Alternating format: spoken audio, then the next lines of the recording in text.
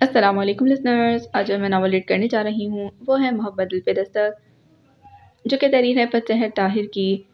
چلیے شروع کرتے ہیں اس کی قسط نمبر 11۔ ناول شروع کرنے سے پہلے میری آپ سب سے ریکویسٹ ہے کہ اگر آپ نے میرے اس چینل اور میرے دوسرے چینل کو سبسکرائب نہیں کیا تو پلیز دونوں کو سبسکرائب کر دیجیے، ساتھ ہی بیل آئیکن کو بھی ضرور پریس کریں تاکہ آپ کو ہر نئے آنے والے ناول کی اپڈیٹ ملتی رہے۔ اگر آپ کمپلیٹ ناول سننا چاہتے ہیں تو میرے دوسرے چینل کو ضرور سبسکرائب کریں، جس کا لنک آپ کو ویڈیو ڈسکرپشن میں دے دیا جائے گا۔ ویڈیو کو لائک کیا کریں اور کمنٹ بھی ضرور کریں تاکہ ہمارے چینل کی ریٹنگ اچھی ہو سکے۔ چلیے شروع کرتے ہیں۔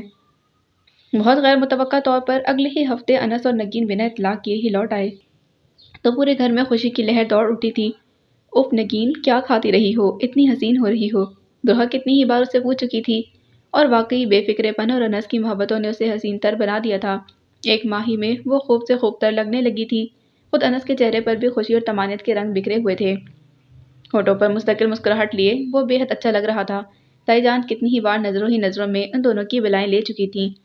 بتایا تو ہوتا یار واپسی کا، معید نے مسکراتے کہا تو نگین نے جواب دیا۔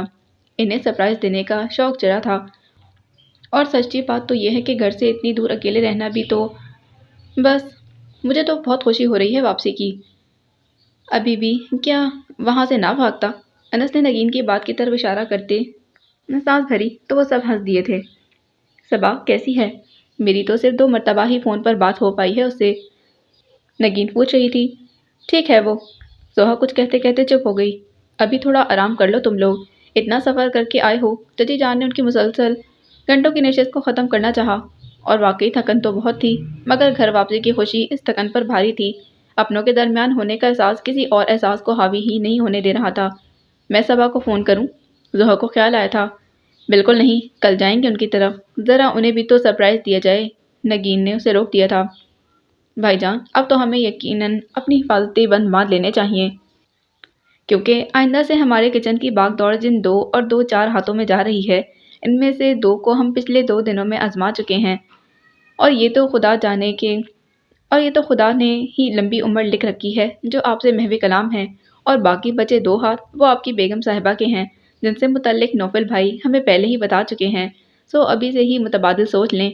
ویدان اپنی ہانکیں جا رہا تھا۔ زوہا کی گھوریاں بیکار جا رہی تھیں۔ نگین نے جھینپ کر اس کے شانے پر ہاتھ مارا۔ میں اتنا برا نہیں پکاتی، بس تھوڑا سا اچھا نہیں بنتا۔ اس کی بات پر لڑکوں نے کہکا لگایا تھا۔ میری بیگم بہت ذہین ہے، انس اترایا تھا۔ ذہین ہوتی تو آپ کی بیگم نہیں ہوتی، اس کا مطلب سمجھتے ہی زوہا نے پٹاخ سے جواب دیا تو نگین نے اس کا شانہ تھپک کر شاباشی دی تھی۔ آتے ہی بے وفائی شروع کر دی۔ انس اس کی طرف جھک کر بڑبڑایا تو وہ انسنی کر گئی۔ اچھا بتاؤ کہاں گئے، کیا کچھ دیکھا؟ زوہا کو خود بہت لگی تھی۔ بھئی ہر جگہ تصویر بنائی ہے، 6 رولز ہیں میرے پاس، ڈیولپ کرواؤں گا تو دیکھ لینا۔ انس کہہ رہا تھا۔ اچھا ہوا تم بھی آ گئے، ایک بہت خوشی کی خبر سنانی ہے تم سب کو۔ تائی جان مسکرا رہی تھیں۔ سب ہموطن گوش ہو گئے۔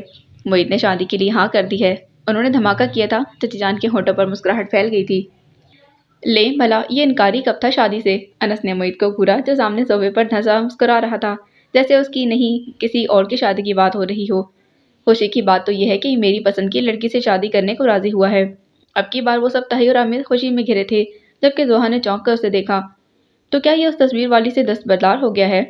مان گئے معید بھائی، فرما برداری میں آپ سے کوئی بھی سبقت نہیں لے جا سکتا، وجدان نے ستائشی لہجے میں کہا تھا۔ امی بتائیں نا، کون سی لڑکی پسند کی ہے آپ نے معید بھائی کے لیے؟ ہمراہ فوراً تائی جان کے سر پر سوار ہو گئی تھی۔ ان کی بھی رائے لے لیتی تائی جان، جب چاپ ہر بات پر سر جھکانے والے عموماً بہت گھنے ہوتے ہیں۔ زوہا نے تنزن کہا تو معید نے ایک ابروچ کا کر لہجہ بھر کو اس پر جانتی نگاہ ڈالی تھی۔ لون کے purple and white printed suit میں ملبوس اپنے مخصوص مغرورانہ سے انداز میں بیٹھی وہ اپنی پرانی جونج میں لوٹتی محسوس ہو رہی تھی۔ کیوں معید، ہے کوئی بات دل میں تو بتا دو۔ انس نے اس کے پاس بیٹھتے شانے پر بازو دراز کیا تو وہ بھرپور انداز میں مسکرا دیا تھا۔ بڑی مامی نے کہہ دیا سو کہہ دیا، ان سے بہتر میرے لیے اور کوئی نہیں سوچ سکتا۔ اس کے دوگلے پن پر زوہا جی بھر کر حیران ہوئی تھی۔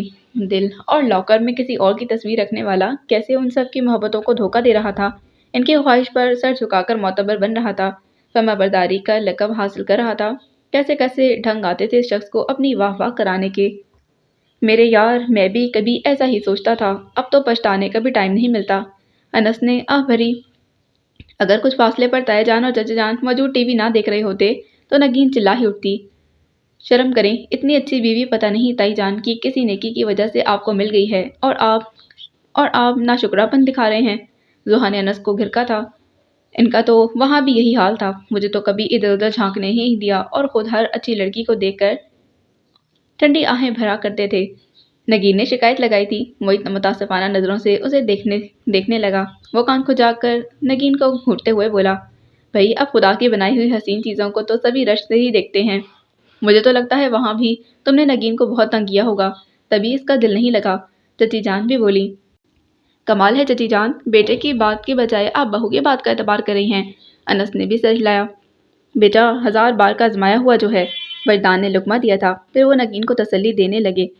बेफिक्र रहें भाभी, मेरे पास अथरे शोहर को काबू करने के बहुत से टोटके मौजूद हैं। झंडे वाली सरकार की खास इनायत हैं। अगर कोई प्रॉब्लम हो तो आप मुझसे रजू कर सकती हैं। वजी, तुम्हारे बाबा जी अकल के तावीज़ नहीं देते क्या? ज़ोहा ने दांत पीस कर कहा तो वो शरारत से बोला, आपी, तुम्हारा मसला मैंने बारहा उनके सामने पेश किया, मगर उनका कहना है कि अब कुछ नहीं हो सकता। जो चीज़ अल्लाह ने ही दी ही नहीं वो कैसे दे सकते हैं। बहुत खबीस हो तुम वजी। अनस के कहके पर वो रूठ गई थी। चलो भाई अब बस करो, रात बहुत हो गई। ताई जान ने महफिल बर्खास्त करने का हुक्म दिया तो सभी बिला चूं चरा उठ गए थे। सौला बेगम के लाख मना करने के बावजूद सबा ने किचन की तमाम जिम्मेदारी उठा ली थी। बाकी घर के काम भी वो नूरी के सर पर खड़ी होकर करवाती थी। अभी भी वो नूरी को लंच की तैयारी के लिए हिदायत दे रही थी। इतवार की छुट्टी की वजह से आज नौफिल भी घर में था। उसकी दिली ख्वाहिश नहीं थी, मगर लाशौरी तौर पर उसका जी चाह रहा था कि वो अच्छा सा खाना पकाए। एक्सक्यूज़ मी, आप ज़रा कमरे में आएंगी? जिस तरह अंग्रेज़ी में उससे कहा गया था। चौंक कर मुतवज्जा हुई। नूरी की मौजूदगी की वजह से शायद उसने ज़ुबान गैर का सहारा लेना ज़रूरी समझा था, मगर सबा तनक गई थी। आपको जो काम है वो बता दे। उसके अंदाज पर हस्ब आदत नूरी ने हंसते हुए दुपट्टा मुंह पर रख लिया था। मैंने आपसे कहा ना कमरे में आइए। वो उसी संजीदगी से कहता पलट गया था। इस कदर तहक्कुमाना अंदाज सबा को हजम नहीं हो रहा था।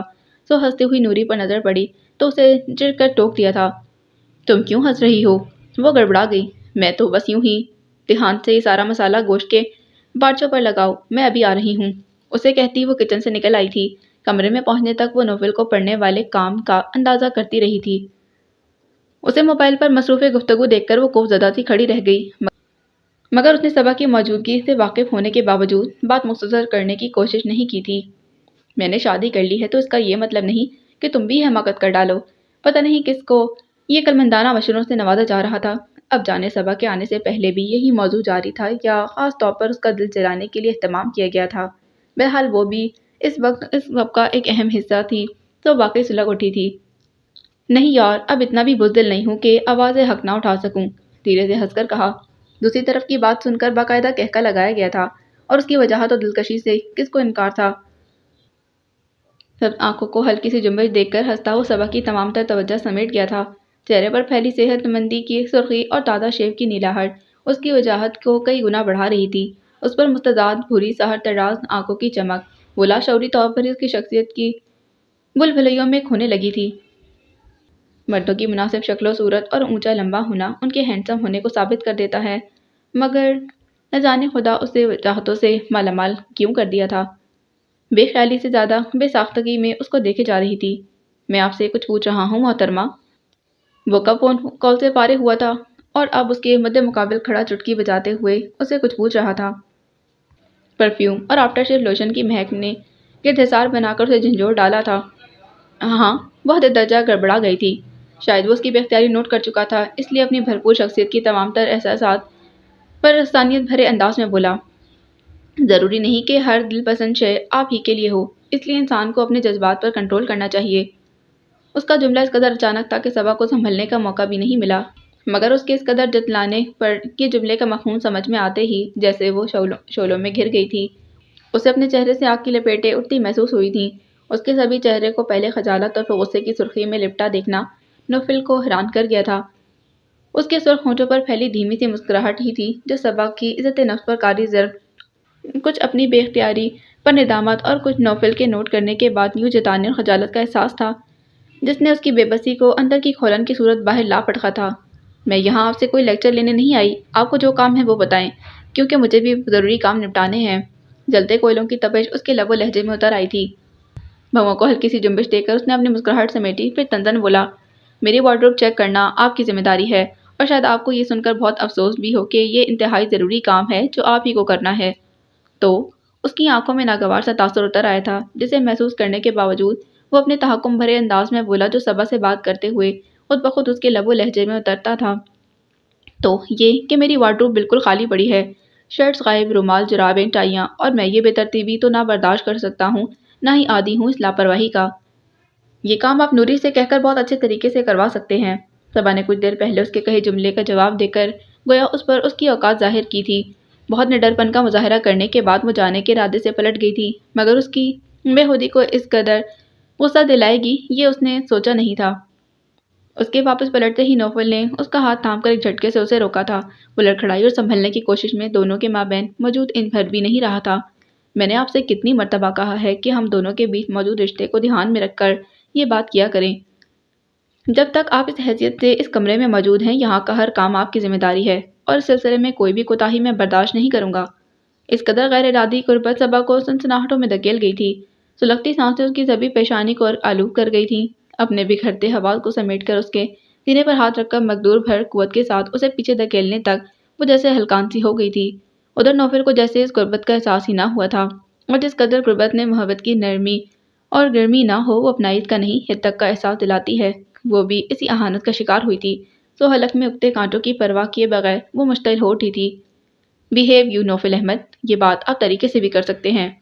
اوہ، وہ اس کے سرخ چہرے کو قدر دھیان سے دیکھتے ہوئے تمسخرانہ انداز میں مسکرایا، پھر تھوڑا سا جھک کر اس کی خوبصورت آنکھوں میں جھانکتے جتانے والے انداز میں بولا، شاید آپ مجھ سے ابھی تک واقف نہیں ہوئی صبا بی بی، نوفل احمد اس قدر آسانی سے تسخیر ہونے والا نہیں۔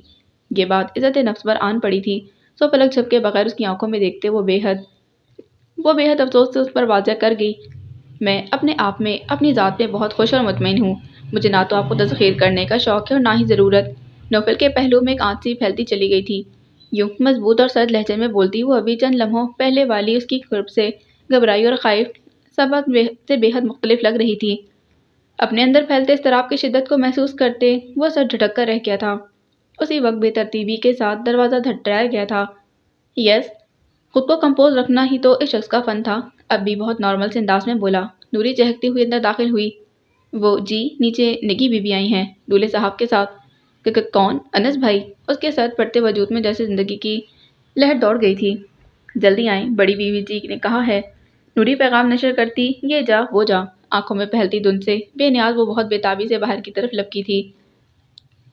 نوفل کے پہنچنے تک وہ انس سے لپٹی ہوئی تھی اور شاید رو بھی رہی تھی۔ کم آن صبا، ڈونٹ بی سلی یار، انس اس کے بالوں کو ہاتھ سے سلاتے سرزش کرنے کے سے انداز میں کہہ رہا تھا، جبکہ خود اس کی آنکھیں اس کے اندرونی اضطراب کی گواہ تھیں۔ اتنے دنوں کے بعد مل رہی ہے نا، اس لیے جذباتی ہو رہی ہے، صالح بیگم نے کہا۔ نوفل کے دیکھتے ہی نگین اس کی طرف لپکی تھی۔ بھائی یہ کیا حرکت ہے، یوں بنا بتائے کسی کے گھر پہنچ جانا، کہاں کی شرافت ہے؟ وہ ٹپٹ کر بول رہا تھا۔ نگین برا مان کر اس سے الگ ہو گئی۔ مجھے 1 مہینے میں ہی پرایا کر دیا آپ نے۔ وہ ہنستا ہوا انس کی طرف بڑھا جو صبا کی جذباتیت پر اب پریشان ہو رہا تھا۔ آپ ذرا دیر کے لیے اپنا پروگرام ملتوی کر دیں محترمہ، صبا کا شانہ تھپتھپاتے ہوئے وہ خود مزاجی سے بولا تو کرنٹ کھا کر پیچھے ہٹی تھی۔ وہ دونوں بہت گرم جوشی سے بغل گیر ہوئے تھے۔ وہ نگین سے ملنے کے بعد اس کے پاس ہی بیٹھ گئی تھی۔ مذاق برطرف، مگر شاید تم لوگوں کو اطلاع دیکھ کر آنے کی اتنی خوشی نہ ہوتی جتنی سرپرائز سے ہوئی ہے، وہ بہت خوش دلی سے کہہ رہا تھا۔ صبا جلتی نگاہوں سے اس کے ساتھ نوفل کو دیکھنے لگی تھی۔ اس کے لیے طنز کے تیر چلانے والے لب اب اس وقت جیسے شہد میں ڈوبے ہوئے تھے۔ تم کیوں اتنی گمسم ہو صبا، لگتا ہے ابھی تک یہاں دل نہیں لگا؟ اس کا ہاتھ تھامتے نگین نے مدھم آواز میں استفسار کیا۔ حقیقتاً وہ صبا کو اس قدر پس مردہ اور مرجھایا ہوا دیکھ کر ٹھٹک سی گئی تھی۔ وہ دل ہی دل میں اس لطیفے پر ہنستی تھی۔ دل، یہاں ایسا رشتہ ہی کون سا بنا ہے جس سے دل لگانے کا سوچا بھی جا سکتا؟ اس کا ہاتھ دباتے وہ بہت ضبط سے مسکرائی تھی۔ دل کیوں نہیں لگے گا بھلا، مجھے تو کبھی محسوس ہی نہیں ہوا کہ میں شادی کر کے آئی ہوں۔ واقعی مجھے تو کبھی صبا نے احساس ہی نہیں ہونے دیا کہ یہ میری بیٹی نہیں بلکہ بہو۔ صالح بیگم تو یوں بھی اس کی موہنی صورت اور عادات کی گربیدہ ہو چکی تھیں، اب بھی بہت محبت سے کہہ رہی تھیں، میں ذرا نوری سے چائے کا کہہ دوں۔ وہ مادت کرتی اٹھ گئی تھی۔ انس سے باتوں میں نوفل نے کھجٹتی نگاہ اس کے آنسو سے دھلے چہرے پر ڈالی اور پھر دوبارہ انس کی طرف متوجہ ہو گیا۔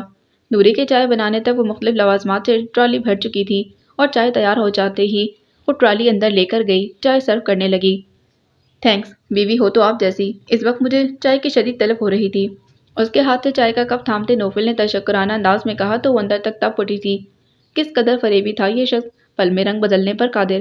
وہ نگین کو ساتھ لیے کچن میں آ گئی تھی، جہاں دوپہر کے کھانے کی تیاری مکمل تھی۔ باتوں کے درمیان صبا نے باقی رہ جانے والی چھوٹی موٹی چیزیں بھی تیار کر لی تھیں، جبکہ گوشت کے بارچے روسٹ ہونے کے لیے اوون میں رکھ دیے تھے۔ یہاں تم لوگوں نے ذرا گھاٹے کا سودا کیا ہے۔ میرے بھائی کی تو خوب موج ہے، اور انس بیچارے ہنی مون کے دوران ہی پریشان تھے کہ میری بیگم کو تو کھانا بھی پکانا نہیں آتا، مزے سے کہہ رہی تھی۔ وہ بے اختیار اسے ٹوک گئی۔ اس قدر پیارا بندھن ہے شادی نگین، اسے سودا مت کہو۔ یہ تو دو اجنبیوں کو اس قدر قریب لے آتا ہے کہ کوئی خامی کوئی کمی ہو بھی تو دکھائی نہیں دیتی۔ اوہو، لگتا ہے بھائی نے کافی بریفنگ دی ہے، انہی کی زبان بول رہی ہو۔ نگین نے اسے چھیڑا تو وہ ہلکی سی سانس بھرتی مسکرا دی تھی۔ تم خوش ہونا نگین؟ اس نے نگین کے کھلتے ہوئے چہرے کو نظر بھر کر دیکھتے ہوئے پوچھا تو اس کے ہونٹوں پر شرمگی سے مسکراہٹ پھیل گئی تھی۔ کیا مجھے دیکھ کر اس بات کا اندازہ نہیں ہوتا؟ اس نے جواباً پوچھا تو صبا نے اس کو چوم لیا تھا۔ بئی ہو رہا ہے، ماشاءاللہ سے اتنی پیاری لگ رہی ہو کہ حد نہیں، اور یہ سب میرے بھائی کی محبت ہی تو ہے، وہ قدر شرارت سے بولی تو نگین بھی ہنس دی۔ نوری، تم ذرا جا کر نگین کا کمرہ چیک کرو، اگر تھوڑی بہت جھاڑ پونچھ کی ضرورت ہے تو وہ بھی کر دینا۔ صبا نے نوری کو فارغ کیا تھا۔ اس دوران نگین الجھن بھری نظروں سے اس کے سادہ سے حلیے کو دیکھ رہی تھی۔ تم کیا دیکھ رہی ہو؟ اس کی نظروں نے صبا کو مضطرب کر دیا تھا۔ مظاہر مسکرا کر پوچھا، مگر نگین سنجیدگی سے جواب دینے لگی، میں یہ دیکھ رہی ہوں کہ کہیں تمہاری شادی کو 1 مہینے کے بجائے 1 سال تو نہیں ہو گیا؟ کیا مطلب؟ وہ حقیقتاً حیران ہوئی۔ مطلب یہ کہ اتنی سادگی نوفل بھائی کو کم از کم پسند نہیں۔ نگین نے سادگی سے بتایا تو وہ وجہ دل سے مسکرا دی تھی۔ جی تو چاہا کہ اسے نوفل کی پسند صاف صاف بتا دے، مگر اس ہمت ہی کی تو کمی تھی اس میں، وہ ہمت جو نہ صرف اس کی بنتی بگڑتی ازدواجی زندگی کا کوئی فیصلہ کر دیتی، بلکہ انس کی زندگی کو بھی کسی خطرناک موڑ پر لا کھڑا کرتی۔ اس پل اس کا جی چاہا کہ نوفل احمد کی چہرہ شناسی کی صلاحیت کو داد دے۔ کتنی کامیابی سے اس نے وہ کھیل رچایا تھا، جان جو کیا تھا کہ وہ رشتوں کی خاطر سب کچھ تیاگ سکتی ہے اور کبھی مر کر بھی حقیقت نہیں بتا پائے گی۔ اسے اپنے سکھ کی خاطر انس اور نگین کی زندگی برباد نہیں ہونے دے گی۔ ٹھیک جانچا تھا اس نے، کیا وہ اپنے بھائی کی ہستی مسکراتی زندگی کو داؤ پر لگا سکتی ہے؟ اس نے نگین کے سجے سنورے دلکش سراپے پر ایک نگاہ ڈالی تھی۔ خوبصورت لباس، گولڈ کی جیولری اور دونوں کلائیوں میں سونے کی چوڑیاں پہنے وہ دلکشی کی حدود کو چھو رہی تھی۔ کبھی نہیں، اس کے دل اور ذہن نے بہت شدت کے ساتھ اس ظالمانہ سوچ کی نفی کی تھی۔ دلکش اور دل نواز سراپا جو اب اس کے عزیز الجان بھائی کی محبتوں کا امین تھا، وہ اسے اپنی وجہ سے برباد نہیں دیکھنا چاہتی تھی، سو اس نے نوفل احمد کی طرح چہرے پر چہرہ لگانے کی عادت ڈال لی تھی۔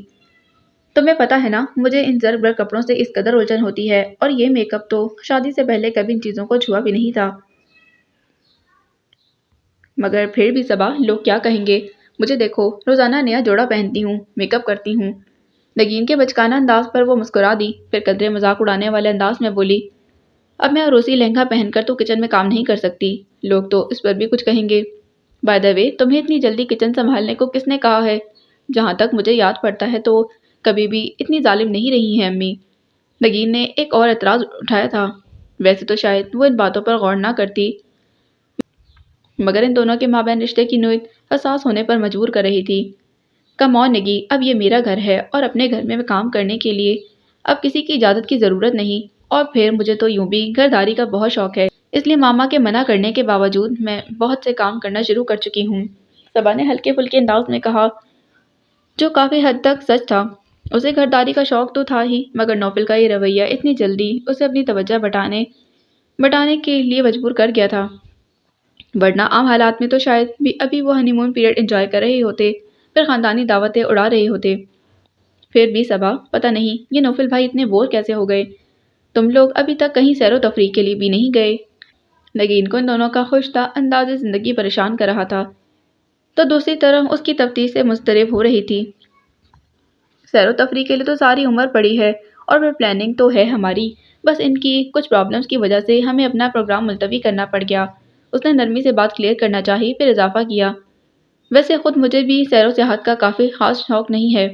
صبا، تمہیں نہیں پتا کہ تم کیا چیز مس کر رہی ہو، یقین کرو، انس کا زندگی بھر کا ساتھ اپنی جگہ، مگر ان کی جو محبت اور توجہ میں نے ہنی مون پیریڈ کے دوران دیکھی ہے، وہ میں ساری زندگی نہیں بھول سکتی۔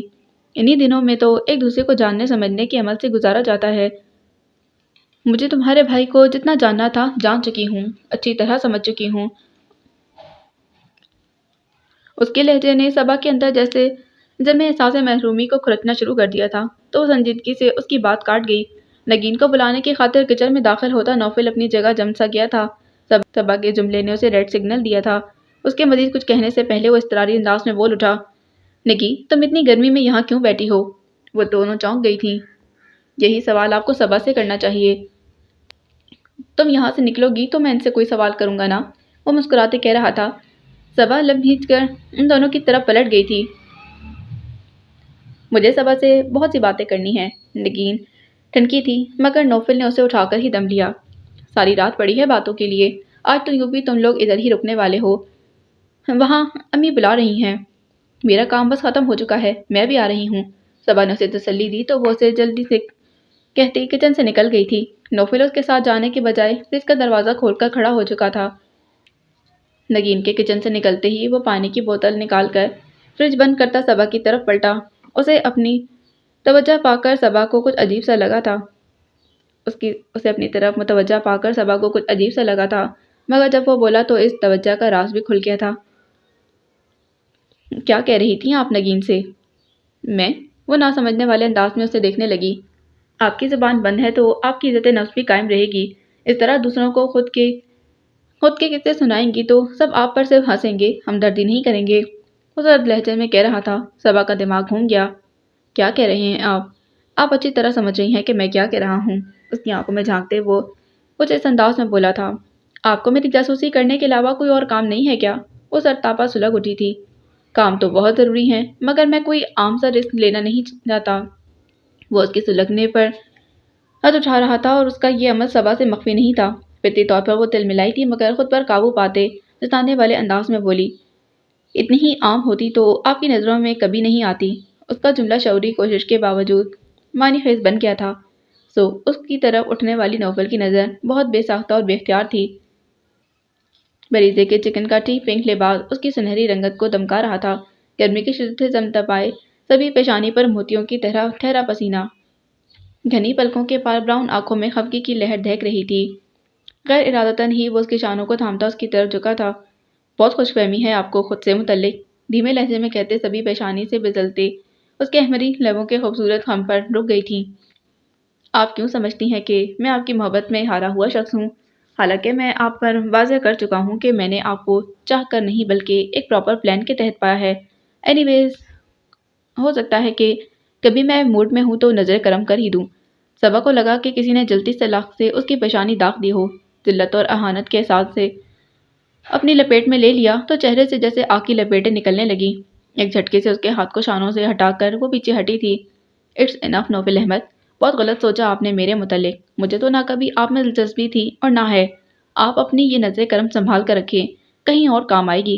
जब से उसकी आंखें जल उठी थीं। ट्राउज़र की जेबों में हाथ डाले वो बहुत सुकून से उसे सुन रहा था। और चाहे आप मुझे किसी प्लान के तहत ही यहाँ लाए हों और कुछ नहीं तो इज्जत तो दे ही दें। मेरे नाम के साथ जुड़े अपने नाम की ही लाज रख लें। उसकी उसकी आंखें भर आई थीं। उसी वक्त नूरी उसे पुकारती चली आई तो उसके किचन में दाखिल होने से पहले वो निकल गया था। निकी बीबी कह रही हैं कि जल्दी से बाहर आएं वरना वो यहाँ आ जाएंगी, नूरी ने कहा तो अपना लहजा संभालते बोली। तुम बर्तन निकालो, मैं बस शावर लेकर आ रही हूँ। वो तेजी से चलती किचन से निकल गई थी। नोवेल का रवैया उसे अंदर तक तोड़ फोड़ गया था। पहले ही कौन सा वो सारे सुख दिए गए थे जो वो इसकी कड़वी कसीली बातें भी सुन लेती। सो अब भी उसका अंदाज़े गुफ्तगू दिल के जख्मों को उधेड़ गया था। और फासला ही कितना था, बस चंद लम्हों और चंद कदमों का। इसी घर की छत तले उसका माँ चाया बैठा था। उसकी चिद्दत छाँव, उसकी ज़रा सी तकलीफ बर्दाश्त ना कर सकने वाला, उसकी एक आह पर तड़प उठने वाला। जी चाह रहा था कि उसकी बाहों में सिमट कर इतना रोए कि अंदर का सारा दुख आंसुओं में धुल जाए और दिल का मौसम फिर से वैसा हो जाए, तमानियत भरा और शिफाफ। मगर ये चंद लम्हे मगर ये चंद लम्हे आसान तो नहीं थे। ये तो खुद में सदियों का फासला समोए हुए थे। अनगिनत खौफ, बेअंत सोचें, और वो खुद में इतनी हिम्मत नहीं कर पाई थी कि सदियों की मुसाफत में लिपटे इन चंद कदमों को तय करके 4 जिंदगियों का बेरहमाना फैसला कर डालती। कमरे में दाखिल होकर दरवाज़ा लॉक करके उसकी बर्दाश्त जवाब दे चुकी थी। बिस्तर पर बैठते ही हाथों में मुंह छुपाकर बुरी तरह रो दी थी। ये ठीक है कि उसने नौफल से मुतल्लिक कोई बहुत खूबसूरत ख्वाब तो ना बुने थे, मगर एक मुतमईन जिंदगी की चाहत तो बहुत फितरी सी बात थी। इसी आस में वो नौफिल के भरोसे एक घर से दूसरे घर तक का सफर तय करके आई थी, और आज उसकी गिरियाजारी सुनने और बेबसी का तमाशा देखने के लिए बेजान चार दीवारी के अलावा और कोई नहीं था। अच्छी तरह दिल की भड़ास निकालने के बाद उसने खुद को बहुत संभालते हुए उठकर अपने लिए डोरा निकाला और हाथ और बाथरूम में घुस गई थी कि कुछ भी हो, अब जो फैसला करके उसने ज़िंदगी की राह अपने लिए मुंतखब की थी, उसकी ज़रूरतें सहकर भी सबको खुश और मुतमईन करना उसकी सबसे बड़ी मजबूरी थी। जब से ताई जान ने मोहित के लिए लड़की पसंद करने के की बात की थी, सबको खुदबुद लगी थी। मैंने तो अम्मी से इतना पूछा, मगर वो बस मुस्कुराती जा रही हैं। पता नहीं कैसी लड़की पसंद की होगी उसने मोहित भाई के लिए। हमरा उसके कान खा रही थी। जोहा ने खातून का दस्तरखान नामी किताब से सर उठाकर नागवारी से उसे घूरा, फिर बोली, वो तो सिर्फ मुस्कुरा रही हैं, हमारी तो उसे देखकर हंसी छूट जाएगी। जी नहीं, मोहित भाई की वाइफ भी उन्हीं की तरह खूबसूरत होंगी। हमरा यूं भी सबकी लाडली थी हमरा यूं भी मोहित की लाडली थी, सो अब भी बहुत इतरा कर बोली तो जोहा ने किताब बंद करते हुए गहरी सांस भरी थी। लहजा तंजिया था। मुझे तो आज तक कोई सड़ा हुआ कबाब अच्छा बल्कि खूबसूरत नहीं लगा। क्या मतलब? हमरा को उसकी बात समझ में नहीं आई थी। अनस भाई और निकी लौटे या नहीं? जोहा ने मौजू बदल डाला था। शाम तक आ जाएंगे, उसने बताया था। फिर उसके हाथ में मौजूद किताब के टाइटल पर नजर पड़ते शरारत से बोली, आपको खातूने खाना बनने का शौक कब से चढ़ने लगा? पता नहीं और अम्मी के सर पर ही कोई जुनून सवार हुआ है। मुझे कुकिंग में एक्सपर्ट करना चाह रही हैं, खासतौर पर बिरयानी, जलफरेजी और एप्पल पाई, और पता नहीं चिकन की कौन कौन सी डिशेस। वो हैरत ज़दा सी बोली तो हमरा ने बेख्तियार कहा, कमाल है, ये सब तो मोहित भाई की पसंदीदा डिशेज हैं। जोहा को झटका लगा। क्या मतलब? मतलब ये कि मोहित भाई ये सब बहुत शौक से खाते हैं। हमरा ने आसान तरीन लफ्ज़ों में कहा था। दुनिया में हज़ारों लड़कियां ये डिशेस बनाना सीखती हैं, वो सब तुम्हारे लाडले मोहित भाई के लिए तो नहीं सीखती। जोहा जुज़बुज़ होकर बोली, ये मैंने कब कहा? मगर अच्छा है ना, आप ये सब खाना पकाना सीखेंगी तो मोहित भाई भी खुश होंगे और आइंदा से हलीम जैसी बिरयानी नहीं पकेगी। हमरा ने मुस्कुराहट दबाई थी। मुझे कोई शौक नहीं तुम्हारे मोहित भाई को खुश रखने का, उसके बगैर भी मेरी ज़िंदगी बहुत अच्छी गुजर रही है। जोहा ने उसे घूरा था, मगर वो असर लिए बगैर बोली, फिर भी इस घर में सिर्फ मोहित भाई ही एक ऐसे शख्स हैं जिनको खुश रखकर ही कुछ मनवाया जा सकता है। हाँ जी, अदालती कार्रवाई मुकम्मल हुए बगैर तो इस घर में कभी किसी की मानी ही नहीं जाती। जोहा ने उकताकर किताब बिस्तर पर उछाल दी थी, तभी दरवाजे पर होने वाली दस्तक ने उसे चौंका दिया था। हमरा, तुम्हें बड़ी मामी बुला रही हैं, मोहित ने संजीदगी से कहा तो हमरा फौरन उठ गई। मुझे अम्मी से कमीज कटवानी थी, मुझे तो याद ही नहीं रहा। हमरा के जाने के बाद जोहा ने देखा, वो अभी भी दरवाजे में खड़ा था, जैसे किसी सोच में गुम हो। वो पेशानी पर शिकने लिए यूं किताब पर झुक गई जैसे दुनिया का अहम तरीन काम हो, लेकिन बजाय उसकी बेदारी भांपने के वो किसी नतीजे पर पहुंचकर अंदर आ गया था। वो तहैयर में मुब्तला होने लगी। अंदर खुदबुद हुई, मजीद उसे बेपरवाही की एक्टिंग नहीं करनी थी। यूं ही तेवरी चढ़ाए इस्तेफामिया नज़रों से मोहित को देखा तो वो उसी तरफ मुतवज्जा था। मुझे तुमसे कुछ बात करनी है। वो संजीदा था, मगर उसकी गुज़िश्ता बातों का तल्ख़ तजुर्बा जोहा को अभी तक भूला नहीं था, सो वो तनक कर बोली, मगर मुझे तुमसे कोई बात नहीं करनी। उसके खुद सराहना लबो लहजे पर वो लब भींच कर उसे देखने लगा, फिर बोला, तुम जैसे लोग हमेशा नुकसान ही उठाते हैं जोहा मीर, जो बोलने से पहले सोचना पसंद नहीं करते। उसकी तंज़िया बात पर जोहा को खफीफ से झटका लगा था। हमेशा की तरह अब भी फौरन उसका दिमाग तप उठा था। मैं चाहे नुकसान उठाऊं या फ़ायदा, तुम्हें इसका हिसाब रखने की ज़रूरत नहीं। उसका बस ना चला, किताब ही उसके सर पर दे मारती। ज़रूरत है स्टूपिड गर्ल, ज़िंदगी गुजारने के लिए ज़रूरी है कि अपने इर्द गिर्द की भी खबर रखी जाए। इंसान बहुत सी मुमकिन परेशानियों से बच जाता है। वो नागवारी से कह रहा था। इन सब नसीहतों का मतलब पूछ सकती हूँ मैं? वो बमुश्किल जब्त कर पाई थी। मतलब तो अब तक तुम्हें अच्छी तरह समझ में आ जाना चाहिए, मोईद ने पेशानी पर बल डालते हुए कहा तो वो किताब बिस्तर पर पटकती उठ खड़ी हुई। अगर तुम सिर्फ तंज के तीर बरसाने आए हो तो ये काम बहुत अच्छे तरीके से हो चुका है, मगर मैं ये फजूल बातें सुनना नहीं चाहती। वो झटक गई थी, मगर उसके बरक्स वो बहुत रसान से बोला, तुम्हें शायद मालूम नहीं कि एक बार फिर तुम्हारे लिए एक प्रपोजल ज़ेरे गौर है। और वाकई वो जोहा को झटका लगा था। वो तो जैसे जिंदगी के इस रुख पर सोचना ही छोड़ चुकी थी। उसने बेयकीनी से मोहित को देखा। मैं इस कदर बेहिस नहीं हूँ कि तुम्हारे मुतल्लिक इतना कुछ जानने के बावजूद तुम्हारे अंधेरे में तुम्हें अंधेरे में रखकर तुम्हारी ज़िंदगी का फैसला होते देखता रहूं। मैं चाहता हूँ कि अब तुम उमर से बात कर लो। وہ بے تاثر انداز میں کہہ رہا تھا۔ کیا بات؟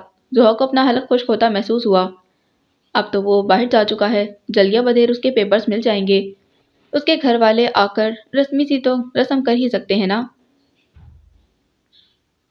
اپنی بات کے جواب میں اسے یوں ہی گمسم کھڑا دیکھ کر وہ جھنجھلا سا گیا تھا۔ میں تم سے کہہ رہا ہوں زہا، وہ کسی خواب کی گرفت سے آزاد ہوئی تھی۔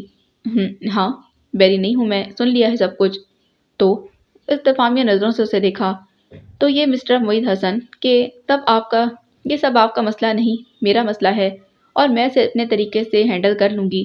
وہ اپنے لفظوں پر زور دے کر بولی تو اس کے لب و لہجے سے اندازہ ہو رہا تھا کہ ابتدائی جھٹکے سے سنبھل چکی ہے۔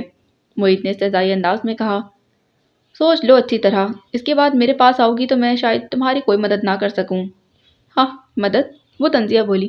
تم شاید نہیں بلکہ یقیناً میری کوئی مدد نہیں کرو گی، یہ تمہاری پرانی عادت ہے۔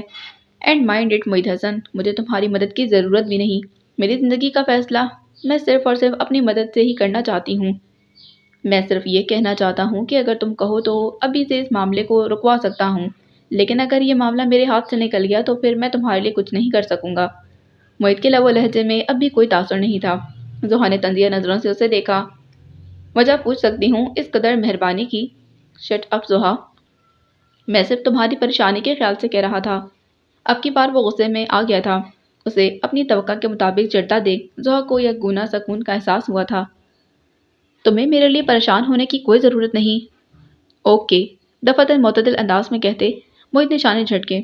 اب یہ تمہارا درد سر ہے، بہت جلد تمہیں اندازہ ہو جائے گا کہ میری اس مہربانی کے پیچھے کیا وجہ تھی، مگر تب میں تمہارے لیے کچھ نہیں کر سکوں گا۔ تمہارا کچھ نہ کرنا ہی میرے لیے کسی مہربانی سے کم نہیں ہوگا۔ وہ لگی لپٹے بغیر بولی۔ انداز اکتاہٹ آمیز تھا۔ معید نے بھی مزید کچھ نہیں کہا اور واپس پلٹ گیا۔ وہ گہری سانس بھرتی بستر پر بیٹھ گئی تھی، یکلگتی رگوں میں تھکن ڈیرے ڈالنے لگی تھی۔ کتنے جتن کیے تھے اس نے خود کو جوڑنے کے، ماضی کو بھلانے کے، اور ایک یہ شخص، خدایا کیا یہ ضروری ہے کہ ہر بری خبر مجھے اس شخص کے وساطت سے ہی ملے؟ عمر کاظمی، کیا کروں میں؟ کس طرح اپنے خوابوں کے سوختہ و برباد محل پر خوشیوں کی بنیاد رکھوں؟ تم نے تو مجھے اس قابل بھی نہیں چھوڑا کہ میں اب کسی اور محبت پر یقین کر سکوں۔ میں نہیں مانتی کہ تم مجبور تھے عمر۔ مجھے تمہاری مجبوری سے کیا واسطہ؟ مجھے تو صرف اپنے دل سے مطلب ہے جو تم نے اس قدر بے دردی سے توڑا کہ میں چاہتے ہوئے بھی اسے سمیٹ نہیں پا رہی، جوڑ نہیں پا رہی، اور اگر جوڑ بھی لوں تو کیا اس میں پڑی بے یقینی اور بے اعتباری کی لکیریں تاعمر مجھے اپنی بے قدری اور بے توقیری کا احساس نہیں دلائیں گی؟ میں مقابل کو وہ محبت کا بے ساختہ سا احساس کیسے دے پاؤں گی؟ اور ایک یہ شخص معید حسن، یہ کبھی بھی مجھے میرا ماضی بھولنے نہیں دے گا۔ یہ میری ہر راہ میں میری ماضی کو سائن بورڈ کی صورت استادہ کر دے گا جسے میں چاہوں گی تو کترا بھی نہیں سکتی، اور نہ ہی یہ شخص کبھی مجھے میرے ماضی سے کٹنے دے گا۔ آج کتنے ہی دنوں کے بعد وہ پھر سے ایک قیامت کے حصار میں تھی۔ دل کا ہر زخم پھر سے ادھڑنے کو بےتاب تھا اور خود کو سنبھالنے کی کوشش میں نڈھال ہوئی جا رہی تھی۔ شام تک نہ صرف انس اور نگی بلکہ صبا اور نوفل بھی آ چکے تھے۔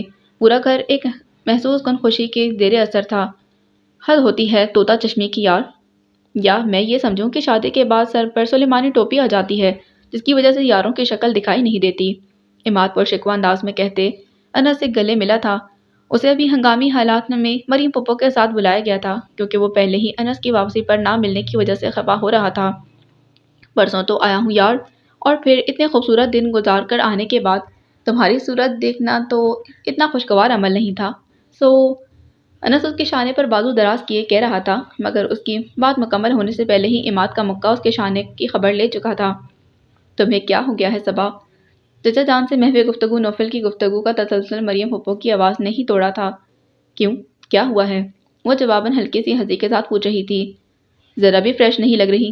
یہ سب آپ کی محبت ہے پھپھو، چاہے میں پھول کر کپا بھی بن جاؤں تو امی کی طرح آپ کو ایسی ہی لگوں گی، وہ یوں ہلکے پھلکے انداز میں کہہ رہی تھی۔ نوفل نے غیر محسوس کن انداز میں پہلو بدلتے ایک چٹنی نگاہ اس پر ڈالی تھی۔ ریشمی دھاگے کی کڑھائی سے سجے اولیو گرین لباس میں ملبوس، ہلکی سی جویلری پہنے، میک اپ کے نام پر صرف لپسٹک لگائے وہ کہیں سے بھی نئی دلہن نہیں لگ رہی تھی، اور اس کے برعکس نگین کے لب و لہجے کی کھنک اور بات بے بات ہنسی سماعتوں کو تر و تازگی کا احساس دلا رہی تھی۔ شوخ رنگوں سے بھری وہ زندگی کا سچا نشان لگ رہی تھی۔ نوفل نے اپنے اندر ایک عجیب سے تپش آمیز احساس کو اٹھتے ہوئے پایا تھا۔ چچی جان اور تایا جان نے رات کھانے پر شاندار سی دعوت کا اہتمام کر ڈالا تھا۔ بڑی مامی، سنا ہے اس بدمست ہاتھی کو قابو کرنے کی بھی سوچ لی ہے آپ نے؟ عماد نے پلیٹ میں پلاؤ نکالتے ہوئے موہت پر اٹیک کیا تھا، جبکہ وہ فقط مسکرا کر چپ ہو رہا تھا۔ کیا بے نیازی ہے! اس کا تو وہ حساب ہے کہ کیسا نیاز عشق نے سادہ بنا دیا، ہم اس کے ہو گئے، ہمیں جس کا بنا دیا۔ موہت کی اس بے نیازی پر انس نے جملہ کسا تھا۔ یہ ہوتی ہے فرما برداری، مریم پھپھو نے فوراً کہا۔ مجھے بھی آزما کر دیکھ لیں، ایسی چپ چاپ 3 شادیاں کروا سکتا ہوں، مجھ سا فرما بردار کہاں ملے گا آپ کو؟ عماد نے ٹٹائی سے کہا تو سب ہنسنے لگے۔ اب بتا ہی دیں بڑی مامی، کس بیچاری کو دفعہ سنانے کا ارادہ ہے؟ عماد نے اصرار کیا تو تنکیوں سے نگین کے ساتھ محو گفتگو زحا کو دیکھنے کے بعد موہت کو دیکھنے لگی، جو بے حد سنجیدگی سے کھانے میں مصروف تھا۔ صبا کو عجیب سا اضطراب گھیرنے لگا۔ لو، میں بھلا چھپا تھوڑی رہی ہوں، اسی دن کا تو انتظار کر رہی تھی کہ سب مل کر بیٹھیں اور میں یہ خبر سناؤں۔ تائی جان مسکرا رہی تھی۔ تو پھر بتا دینا امی، کون ہماری بھابھی بن رہی ہیں؟ ہمراہ نے بے تابی سے پوچھا تو بے ساختہ ہی ہنس دی تھی۔ ارے یہی اپنی زحا، اور کون؟ کھانے کے ٹیبل پر لہجہ بھر کو سکوت طاری ہوا اور اس کے بعد فوراً ہی خوشی بھرے 2-4 نعرے اور چھیڑخانی، مگر زحا کو لگنے والا شدید جھٹکا اور چہرے پر کھٹتی بے یقینی اور زردی فقط صبا ہی محسوس کر سکی تھی۔ ایک جھٹکے سے وہ کرسی چھوڑ کر اٹھی اور سب ہی اس کی طرف متوجہ ہو گئے تھے۔ اپنی طرف سے اس نے یوں کھانا چھوڑ کر بدتمیزی سے اٹھ جانے کو غصہ اور ناراضگی کے اظہار کے طور پر واضح کیا تھا، مگر کسی نے بھی اس کی حرکت کو حیا سے آگے کے معنی نہیں دیے تھے۔ لیکن اس کی ہر ادا سے وہ واقف تھی اور بہت حد تک اس کے خیالات سے بھی، تو وہ پہلے سے ہی فارغ ہو کر اٹھ گئی تھی۔ اسے بستر کے کنارے پر ٹکے آنسو بہاتے دیکھ صبا نے اس کے پاس بیٹھ کر بے اختیار اس کا ہاتھ اپنے ہاتھوں میں لے لیا تھا۔ یہ سب غیر متوقع تو نہیں ہے زحا؟ میں نے تمہیں بتایا تو تھا کہ… وہ نرمی سے کہنے لگی تھی، غم اور غصے میں گھری اس کی بات کاٹ کر تش روئی سے بولی تھی۔ اور میں نے بھی 1 بار نہیں 10 بار کہا تھا کہ مجھے شخص سے شادی نہیں کرنی ہے، پھر یہ سب کیوں کیا گیا؟ کیونکہ یہ سب کی نظروں میں ایک بہترین فیصلہ ہے، صبا نے ہلکے پھلکے انداز میں کہا تو ایک جھٹکے سے اپنا ہاتھ چھڑا لیا۔ زندگی سب کو نہیں، مجھے گزارنی ہے، مجھ سے ہی کسی نے پوچھنا گوارا نہیں کیا۔ تلخی سے کہتے اس کی آواز رن گئی تھی۔ کیا چچی جان نے تم سے بات نہیں کی تھی؟ صبا متحیر تھی۔ ان کی تو لاٹری نکل آئی ہوگی، انہیں تو اپنے ہی لاڈلے کے آگے کچھ اور سجائی ہی نہیں دیتا۔ اس کا انداز گفتگو اور لب و لہجہ صبا کو پریشان کرنے لگا۔ اس سے پہلے بھی وہ موہت سے بیزاری اور تاہٹ کا اظہار کرتی تھی، مگر اس کے لب و لہجے سے یہ بے رخی اور بدتمیزی کبھی بھی نہیں جھلکی تھی جو اس خبر کو سننے کے بعد اس کے انداز میں در آئی تھی۔ چلو دفع کرو اس بتانے نہ بتانے کو، لیکن یہ کچھ ایسا غلط اور ناگوار فیصلہ تو نہیں کہ اس پر خوش نہ ہوا جائے؟ صبا نے مسکرا کر مصالحانہ انداز میں کہا تو مدھم پڑنے کے بجائے اور بھڑک اٹھی۔ میرے لیے یہ فیصلہ سولی پر چڑھنے کے برابر ہے، سمجھی تم؟ صبا حیران رہ گئی تھی۔ زحا کے لب و لہجے اور انداز اور الفاظ میں صرف انکار تو نہیں تھا، مگر کیوں زوئی اتنی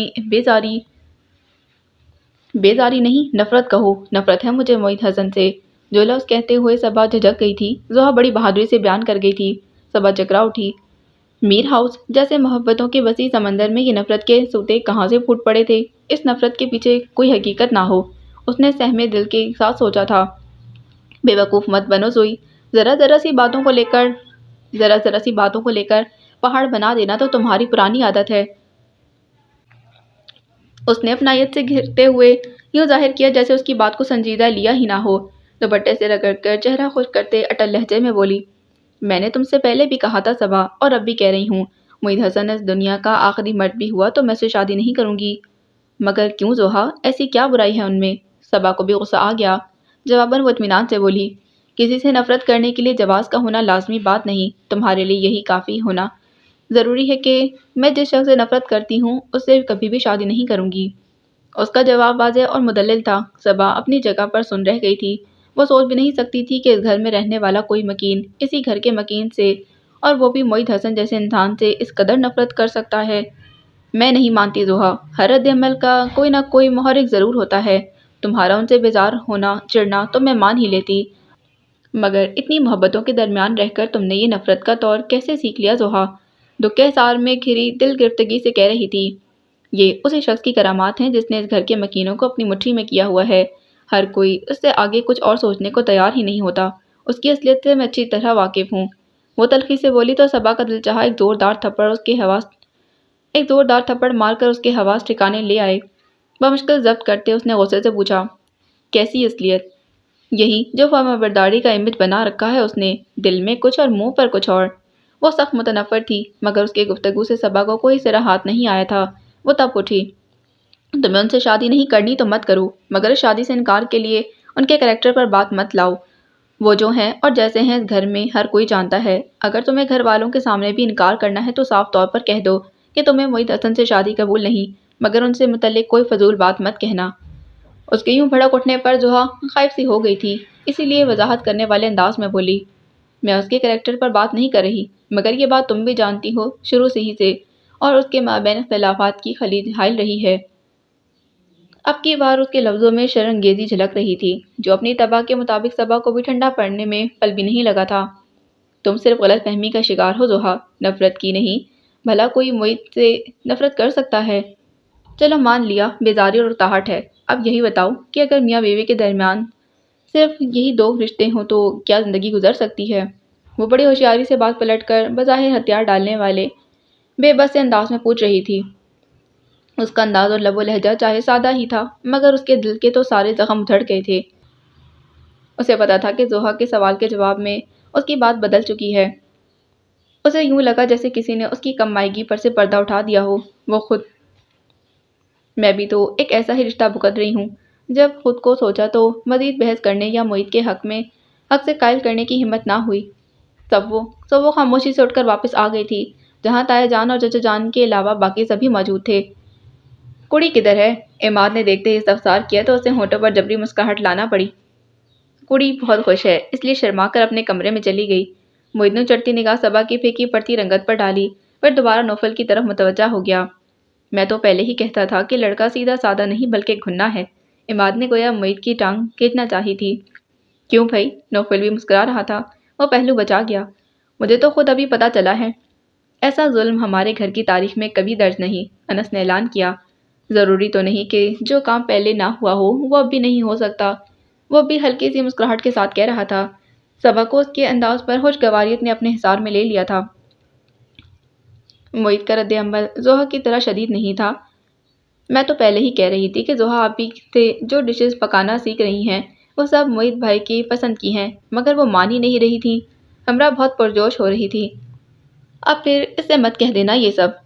مشکلوں کے ساتھ تو وہ کچن میں گھستی ہے، چچی نے فوراً کہا۔ کون سا کہیں پرائے گھر جا رہی ہے، آہستہ آہستہ سب سیکھ جائے گی۔ مریم پھپھو نے سائٹ لی تھی۔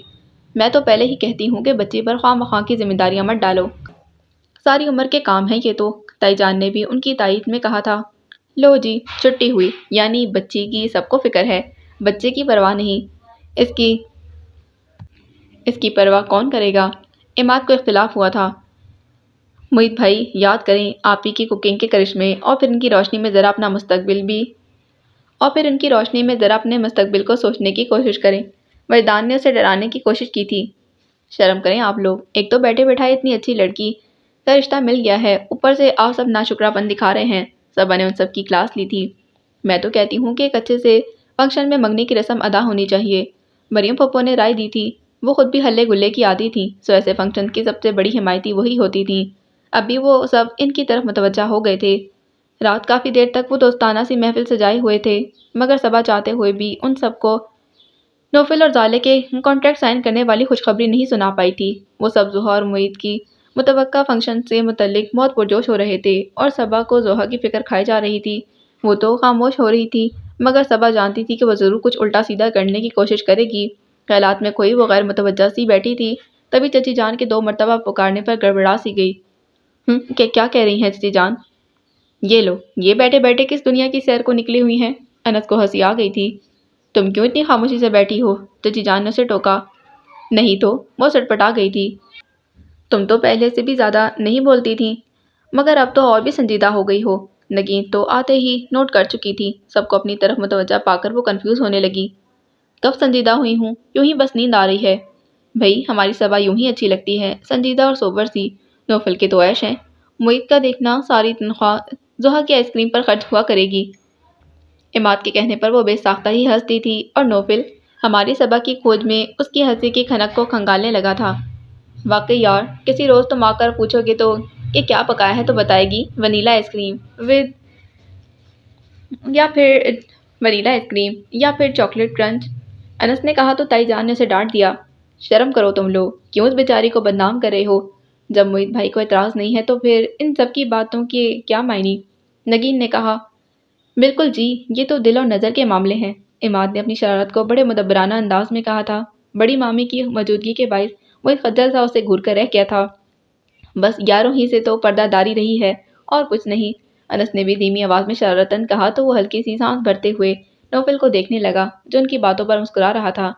ان کا صرف دماغ خراب ہے اور کچھ نہیں۔ معید نے جیسے جھینپ کر اپنی صفائی پیش کی تھی۔ رات گئے محفل برخاست ہوئی تو عماد نے انس کو بھی اپنے ساتھ معید کے کمرے کی طرف کھینچ لیا تھا۔ اس نے اپنا احتجاجی نوٹ معید کے پاس درج کروا دیا تھا۔ یار اسے سمجھاؤ، اب میری ایک عدد بیوی بھی ہے اور جو اس وقت شکر ادا کر رہی ہوگی کہ اتنے دنوں سے سر پر سوار تھا، جان چھوٹی۔ عماد نے کہا تو انس نے اسے گھورتے کہا، بکو مت، بہت محبت ہے ہم دونوں میں، اور وہ جو ہم میں اور تم میں اقرار تھا، تمہیں یاد ہو کہ نہ یاد ہو۔ عماد شرارت کے موڈ میں تھا۔ یار میری بیوی؟ انس نے مسکین سی شکل بنائی تو معید کو ہمیشہ کی طرح اس پر ترس آ گیا تھا۔ جانے دو یار۔ پہلے تو عماد مان کر ہی نہیں دیا، پھر معید کی تھوڑی سی بحث کے بعد انس کی جان چھوٹی تو وہ وہاں سے نکل بھاگا۔ وہ دونوں ایک دوسرے کو دیکھ کر بے اختیار ہنس دیے تھے۔ وہ کپڑے تبدیل کر کے واش روم سے نکلی تو نوفل بیڈ گراؤنڈ سے ٹیک لگائے آنکھیں موندے نیم دراز تھا۔ وہ ڈریسنگ ٹیبل پر رکھی نائٹ کریم اٹھا کر کھولتے ہوئے اونچی آواز میں بولی، امی نے آپ کا نائٹ سوٹ بھی رکھا ہے، چینج کر لیں۔ وہ آنکھیں کھول کر اسے دیکھنے لگا۔ اس کی طرف سے لاپرواہی برتتے ہوئے بھی وہ آئینے پہ مرکوز اس کی نظروں کو محسوس کر رہی تھی۔ ویسے آپ کو دوسروں کے سامنے اپنی مظلومیت ظاہر کرنے کا کچھ زیادہ ہی شوق نہیں ہے؟ بہت اچانک تھا، وہ تحیر کے مارے اس کی طرف مڑ گئی۔ کیا مطلب ہے آپ کا؟ اس کے انداز میں ناگواری در آئی۔ وہ استدعائی انداز میں کہتا اٹھ کھڑا ہوا، اداکاری میں تو آپ کمال رکھتی ہیں۔ وہ کسی گزشتہ طنز کا بدلہ چکا رہا تھا، صبا چکرا کر رہ گئی۔ آپ کو جو کہنا ہے صاف لفظوں میں کہیں، مجھ سے یوں معموں میں بات مت کیا کریں۔ بات یہ ہے محترمہ کہ نہ تو آپ اس قدر گئے گزرے گھرانے میں بیاہ کر گئی ہیں کہ آپ کے لیے ڈھنگ کے کپڑے نہیں ملتے، اور نہ ہی وہاں کوئی آپ پر ظلم و ستم کے پہاڑ توڑ رہا ہے۔ وہ دوسرا شخص آپ کو ٹوک رہا ہے مگر آپ اپنی روش چھوڑنے کو تیار نہیں۔ ایسا کیا دکھ مل گیا ہے کہ چہرے پر پینٹ کیے پھر رہی ہیں؟ تلخی سے بھرپور غیر متوقع انداز صبا کو جھنجھنا کر رکھ گیا تھا۔ اسے لگا جیسے اس کی رگوں میں خون کی جگہ شرارے دوڑ اٹھے ہوں، باوجود سب کے وہ خود کنٹرول نہیں کر پا رہی تھی۔ ایسی کوئی خوشی بھی نہیں دی کہ زمانے میں ڈھنڈورا پیٹتی پھروں، اور جہاں تک بات ہے پینٹ کرنے کی تو میرا ظاہر اور باطن بالکل ایک سا ہے۔ جب میں اندر سے خوش نہیں ہوں تو پھر خواہ مخواہ کی ایکٹنگ کر کے خود کو دنیا کی خوش قسمت ترین لڑکی ظاہر کر کے آپ کی واہ واہ کیوں کرواؤں؟ اور ایک بات، آپ مجھ پر اس معاملے میں کسی قسم کی پوچھ گچھ کا حق نہیں رکھتے۔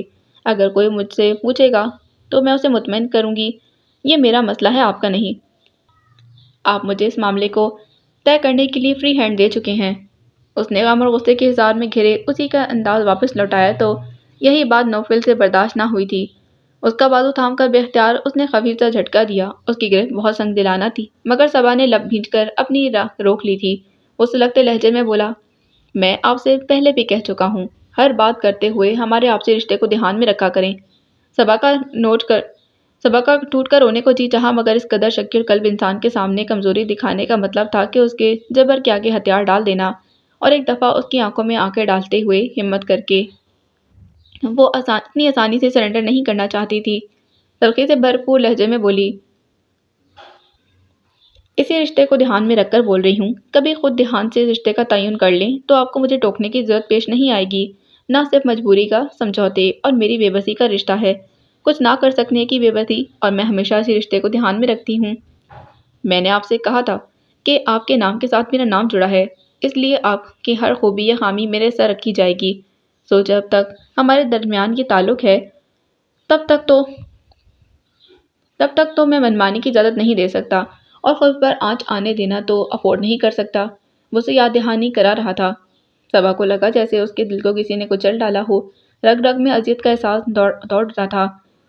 جب تک تو یہ حقیقت ہے اس رشتے کی کہ وہ جب تک یہ رشتہ برقرار رکھے گا، جیسا کہ وہ بول رہا تھا، تب مجھ سے کس بنیاد پر آپ یہ توقع رکھتے ہیں کہ میں ہر جگہ آپ کا علم بلند کرتی پھروں؟ وہ چرخ کر رہ گئی تھی۔ دکھ، عظیم تر دکھ، وہ منو مٹی تلے دبتی चली जा रही थी, मगर यहाँ दुख सुनने वाला कौन था? वो उसके बाजू में उंगलियां गाड़ते जताने वाले अंदाज में बोला, मैंने आपसे ये नहीं कहा था कि आप मेरे और अपने माबैन मौजूद ताल्लुकात की नोयत को समझाकर मुझ पर कोई एहसान अजीम करें। इस मामले में आप बिल्कुल आज़ाद हैं। दुनिया भर को अपनी मज़लूमियत और मेरी जाहिलियत के किस्से सुनाएं। मुझे कतन कोई परवाह नहीं, मगर जो सहूलतें मैंने आपको दी हैं उनके मुतल्लिक मुझे कोई इल्ज़ाम दे वो मैं बर्दाश्त नहीं करूँगा। रुपए, ज्वेलरी, कपड़े, किस चीज़ की कमी है आपको? जिंदा लाश को क्या फ़र्क पड़ता है नौफिल अहमद? उसके तन पर सफ़ेद कफन है या अतलस और कमख्वाब मिट्टी होने के बाद ये सब नमूदो नुमाइश क्या मायने रखती है? दिल का दर्द हद से सवा हुआ तो जद के बावजूद आंखें झलक उठी थीं। प्लीज़ मेरा बाजू छोड़ दें, मुझे दर्द हो रहा है। रुखसारों पर बहते साल की तवज्जो पेश करना ज़रूरी भी था और रुंधी हुई आवाज़ में बोली तो वो जो उसके लफ्ज़ों पर अपने अंदर अजीब सा इज़्तिराब फैलता महसूस करता साकित खड़ा था, फ़ौरन ही उसका बाजू छोटा पलटा और वॉशरूम में घुस गया। वो हाथों में मुँह छिपाए सिजक उठी थी। किस कदर संगदिल हो नौफिल अहमद, इल्तिफात की एक नज़र भी नहीं डालते और सोने चांदी की बातें करते हो। किसके लिए बनाओ सिंगार का कहते हो? ज़माने के लिए तो मैंने पहले भी कभी सजना संवरना गवारा नहीं किया, मगर तुमसे रिश्ता जोड़ने के बाद तो मुझे एक नया ज़ख्म ही मिला। मलमल शुदा चेहरे पर खुशी और तमानियत का नकाब चढ़ाए सबको अपनी सुख भरी जिंदगी के किस्से सुनाती सबा। उसे दरवाज़ा खोले जाने पर बुरी तरह चौंक कर पलटा था और फिर मुश्तइल सी ज़ोहा को देखकर उसकी पेशानी शिकन आलूद हो गई थी। बहुत खूब, अच्छा खेल खिला है फर्माबरदारी का, वो तेज भरे लहजे में बोली तो मोईद उसके इश्तियाल का माखूज़ समझने में मुश्किल पेश ना आई, मगर वो अपने गुस्से को दबाता रसानियत भरे अंदाज में बोला, किसी के बेडरूम में दाखिल होने का ये सबसे बुरा तरीका है। मैं तुमसे सिर्फ ये पूछने आई हूँ कि इस सारे खेल का क्या मकसद है? उसकी आंखों में बेयकीनी, गुस्सा और नागवारी के सभी रंग थे। वो फाइल उठाकर दराज में रखते हुए सरसरी अंदाज में बोला, जो कहना है साफ लफ्ज़ों में कहो। उसकी तजाहे लारफाना को ज़ोहा ने साफ तौर पर महसूस किया, तभी तो तर तापा दर दर जलने लगी। फिर बोली, तुमने ये सोच भी कैसे लिया कि मैं तुमसे शादी करूँगी? खफीफ जुम्बिश के साथ भवों को चुकाता वो उसके गुस्से से तमतमाते चेहरे को देखने लगा। गहरी सांस भरते रसान से बोला, ये मैंने नहीं बल्कि घर के बड़ों ने सोचा है। बड़ों ने चाहे सोचा हो, मगर तुम लायक नहीं थे। हर फैसला तुम्हारी कोर्ट से अप्रूव होकर निकलता है। मुईद ने कभी किसी को खुद से उसके इस लबो लहजे में हम कलाम नहीं पाया था और ज़ोहा उसके मुंह से ऐसी उल्टी सीधी बात सुनते ही वो उसे झाड़ दिया करता था, मगर इस वक्त वो इस कदर बेखौफी से बोल रही थी कि मुईद को डर और रोब की हदूद से बाहर लग रही थी। सो वो खामखा जज्बातियत का शिकार होने की बजाय सुकून से पुर लहजे में बोला, ये बड़ों ही का फैसला है और तुम्हें याद होगा कि मैंने तुम्हें इस बारे में अलर्ट रहने का कहा था, मगर तुम इनकार भी कर सकते थे। वो जिस कदर तल्ख और तुर्श अंदाज में बात कह रही थी, सीने पर बाजू लपेटे मुईद ने उसी कदर इत्मीनान से कहा, इस रिश्ते पर एतराज़ तुम्हें है, तुम्हारा खून खौल रहा है, तुम्ही ने जाकर सबको इनकार क्यों नहीं कर दिया? उसके अल्फाज ने ज़ोहा के तमाम हवास को झंझोड़ डाला था। यही मैं भी कहना चाह रही हूँ मुईद हसन कि ये फैसला सुनकर तुम्हें एतराज़ क्यों नहीं हुआ? तुम्हारा क्यों खून नहीं खौल उठा? वो कमाल इत्मीनान से बोला, क्योंकि ये मेरी माँ का फैसला है। उसकी बात पर वो कई लम्हों तक जैसे कुव्वत गोयाई खो बैठी थी। सी आंखों में हलकोरे लेता सकून और चेहरे के तासुरात से झलकती तमानियत गवाह थी कि इस खबर को सुनकर ज़ोहा की तरह किसी भी इंतशार का शिकार नहीं हुआ था, जैसे अपनी नहीं किसी और की शादी की खबर सुनी हो। मगर मैं तुम्हारा ये रूप सबको दिखाऊंगी। बज़ाहिर अच्छेपन और फर्माबरदारी का निकाब ओढ़े तुम किस कदर दोगला फरेबी हो। कैसा फरेब, कैसा दोगलापन? वो कमाल ज़ब्त का मुजाहरा कर रहा था। ज़ोहा का जी चाहा उसका पुरसकून चेहरा नोच ले। तुम शायद भूल चुके हो कि कभी तुमने मेरे सामने अपनी मोहब्बत का इतराफ़ किया था और इस लड़की की तस्वीर तुम्हारे लॉकर में पड़ी है। वो तल्खी से भरपूर चुपते लहजे में कह रही थी। लहजा भर को वो खामोश रह गया। मैं तुम्हें बहुत अच्छी तरह जान गई हूँ मुईद हसन। ताईजान के फैसले पर सर झुकाकर हमेशा की तरह अपनी फर्माबरदारी का दिखावा कर रहे हो, अपने नंबर बढ़ाने के लिए। अपनी वाह वाह सुनकर तुम्हें बहुत खुशी मिलती है और इसी की खातिर तुम किसी भी हद तक जा सकते हो। वो बहुत बेखौफी से उसकी ज़ात की परखच उड़ा रही थी, मगर जवाब में वो फ़कत ख़वीर से शाने उचकाकर लापरवाही से बोला, ये सब मेरा मसला है, तुम्हें इससे कोई प्रॉब्लम नहीं होनी चाहिए। उसके सीने में गम और गुस्से का समंदर मौजन होने लगा। ये मेरी ज़िंदगी का मामला है और मेरी ज़िंदगी में तुम्हारी कोई जगह नहीं। उसकी समझ में नहीं आ रहा था कि क्या कर डाले, जबकि दूसरी तरफ वो ज़ब्त और सकून की बुलंदियों को छू रहा था। अभी तो सिर्फ रिश्ते की बात हुई है, तुम इनकार का हक महफूज रखती हो, फिर ये शोर और गौगा मचाने की क्या ज़रूरत है? मैं सिर्फ ये बात जानना चाहती हूँ कि अगर तुम्हें सारे मामले की खबर थी तो तुमने इसको ख़त्म क्यों नहीं करवा दिया? वो दांतों पर दांत जमाए हुए थी। میں اپنی ماں کی کسی بات سے انکار نہیں کر سکتا۔ اسی سکون سے بولا تو زحا ترک کر رہ گئی۔ مگر مجھے ایسی کوئی مجبوری لاحق نہیں۔ ایسے دوغلے پن کے ساتھ صرف تم زندگی گزار سکتے ہو۔ دل میں کوئی اور ہو اور زندگی میں کوئی اور اگر تمہارا کوئی اور پرپوزل آ جائے اور اسے منظور کر لیا جائے تو کیا تم بھی ایسی دوغلی زندگی نہیں گزار دو گی؟ موہت کے پوچھنے پر وہ اپنے لہجے کو مضبوط بناتے بولی، مجھے فضول کے مفروضوں میں پڑنے کا شوق نہیں، فقط 2 سالوں کی بات ہے، میں صرف اسی کا ہی پرپوزل ایکسیپٹ کروں گی، مجھے اسی کا انتظار ہے۔ بہت خوب، کسی خوب میں بیٹھ کر۔ اب کی بار موہت کا لہجہ تمسخرانہ تھا۔ زحا قذب جواب دینے لگا، تو اس کا کیا مطلب ہے کہ میں تم سے شادی؟ ربش! اس نے سر جھٹکا، پھر ناگواری سے بولی، اس سے تمہارا کوئی تعلق نہیں، میں جیسے جی چاہے اس مسئلے کو ہینڈل کروں، تم بس منع کر دو۔ شٹ اپ زحا، بہت ہو چکا، وہ دفعتاً سرد لہجے میں بولا، پھر جیسے اپنا پہلا اور آخری فیصلہ سناتے ہوئے بولا، میں رشتے سے انکار نہیں کروں گا، تمہیں کوئی پریشانی ہے تو پھر حل بھی خود ڈھونڈ لو، مجھ سے مدد مانگنا تو ویسے بھی تمہاری شایان شان نہیں ہے۔ اس کے ایک دم بدلتے انداز نے زحا کو دھچکا لگا دیا تھا۔ اس کی بالکل بھی سمجھ نہیں آ رہا تھا کہ کسی اور لڑکی کے ساتھ کمیٹڈ ہونے کے باوجود خاموش کیوں بیٹھا ہوا تھا اور اسے رشتے سے وہ بھی زحا جیسی ناپسندیدہ لڑکی کے ساتھ رشتے پر اعتراض کیوں نہیں تھا، مگر وہ جانتی تھی کہ وہ ان سب سوالوں کا کوئی جواب نہیں دے گا، اس لیے باقی کا غبار دل میں دبائے واپس پلٹ گئی تھی۔ میں بھی دیکھتی ہوں موہت حسن کہ تم اپنی گیم میں کس طرح کامیاب ہوتے ہو، وہ سلگ کر بولی تھی۔ باقی اگلی قسط میں۔